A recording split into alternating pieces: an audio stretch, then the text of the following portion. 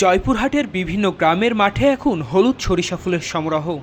সদর উপজেলার দস্তুরপুর, শালগ্রাম, হালটি, আক্কেলপুরের জামালপুর সহ জেলার প্রায় 10টি গ্রামের সরিষা ক্ষেতের পাশে মোয়ালরা স্থাপন করেছেন মৌমাছির বক্স।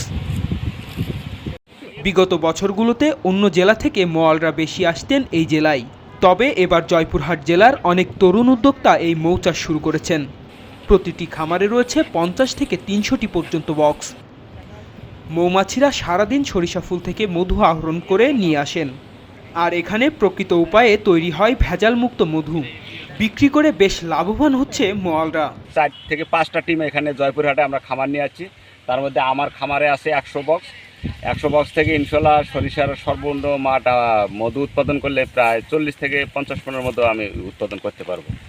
আর এই মধুটা আমার অনলাইন কিছু পেজ আছে, কিছু খুচরা পার্টি আছে। তারপরে আমরা স্পট থেকেও মধু খুচরা বিক্রি করি এলাকার জন্যে। বিভিন্ন অঞ্চল থেকে আরও অনেক খামারি আসছে এই সরিষা ক্ষেতে। এখানে আমরা বক্স বসাইছি সরিষা ক্ষেতের পাশাপাশি। এই পাশাপাশি বসার উদ্দেশ্য হচ্ছে আমাদের এই মাছিগুলো ভালো থাকবে, ভালো সঞ্চয় করতে পারবে এখানে মধু, বা এই মধু বিভিন্ন অঞ্চলে বিক্রি করা হয়। 4 বছর ধরে খামারে আছি, তো আমাদের এখানে আছে 208টা বক্স। তো এখান থেকে প্রতি বক্সে 3 থেকে 4 কেজি মধু আশা করা যায় এবং হয়। তো আমাদের প্রতি কেজি আসে 400 টাকা 1 কেজি খুচরা মূল্য। এভাবে করে আমরা মধুটা ভক্তদের হাতে দিয়ে থাকি। এখানকার মধু মনে করেন যে বিভিন্ন অঞ্চলে চলে যায়, এখানকার লোক কেনে। আমাদের এখানকার মনে করেন যে অনেকজনেই মধু নিতে চায়, আমরা যেই 400 টাকা কেজি হিসাবে বিক্রি করি। এসব মধু গুণগত মান ভালো হওয়ায় বিভিন্ন এলাকা থেকে কিনতে আসেন সাধারণ ক্রেতারা। পাশাপাশি সরবরাহ হচ্ছে দেশের বিভিন্ন কোম্পানিতে। প্রতি কেজি মধু খুচরা বিক্রি হচ্ছে 400 টাকা কেজি দরে। আমরা প্রায় প্রতি বছরই এখানে আসি সরিষা ফুলের মধু কেনার জন্য। বিশেষ করে কারণ এটাই যে চোখের সামনেই এখানে মধু সংগ্রহ করা হচ্ছে, পাশেই হচ্ছে সরিষা ক্ষেত। আর বাজার থেকে আমরা যে মধুগুলো কিনি আসলে এই মধুগুলো অর্গানিক হয় না এবং ন্যাচারাল হয় না, কেমিক্যাল মিশ্রিত থাকে। বাসায় ব্যবহার ক্ষেত্রেও অনুপযোগী বলা যায়, আর সারা বছর রেখে খাওয়া যায় না। তো যেহেতু প্রতি বছর এখান থেকে আমরা ন্যাচারাল মধুটা কিনতে পারি, যার কারণে প্রতিবারের মধ্যে এবারও আসছি।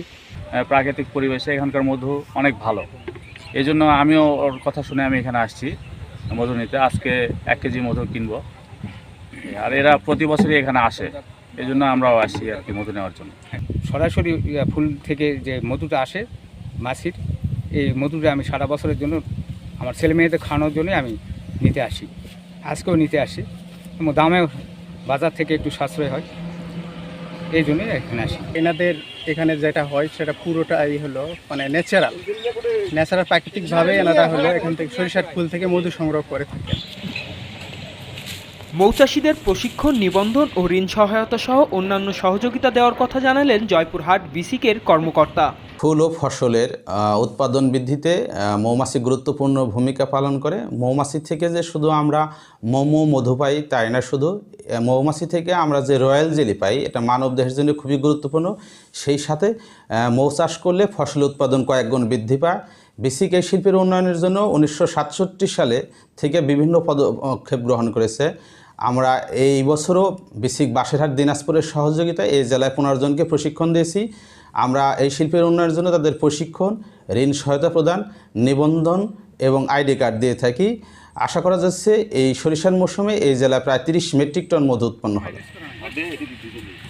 এই মৌচাষে সরকার আরও পৃষ্ঠপোষকতা বাড়ালে একদিকে যেমন বেকারত্ব দূর হবে, অন্যদিকে বিদেশে রপ্তানি করে বৈদেশিক মুদ্রা আয় করা সম্ভব বলে মনে করছেন এখানকার মৌচাষীরা। এলো খবরের কাগজ, নিখাদ, নির্ভীক, নিরপেক্ষ।